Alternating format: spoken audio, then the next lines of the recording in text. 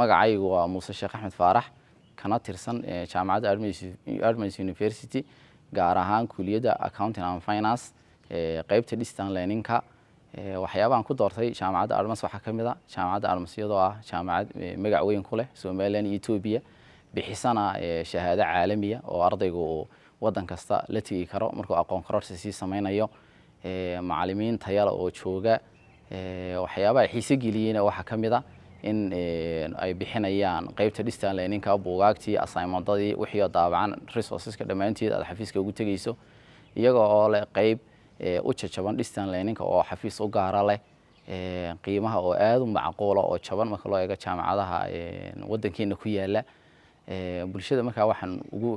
bushaareynaya inay ka faa'iideystaan oo chance-kaasi ay ka faa'iideystaan iyaga oo goobahooda shaqo iyo guryahoodaba ka baran kara aqoon kororsi ka sameyn kara